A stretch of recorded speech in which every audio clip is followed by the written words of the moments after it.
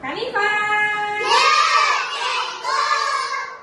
Minggu ini kita hafal tentang apa, Khalifah? Minggu ini kita hafal tentang hadis tidak akan masuk syurga orang yang terdebur. Masya Allah, betul. Alhamdulillah.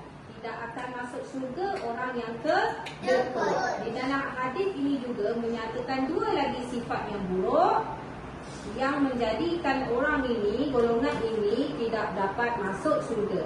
Boleh kita baca hadis ini sama-sama? InsyaAllah boleh, cikgu. Ista'iddu. Dapat. Wahid, isnani, salasa.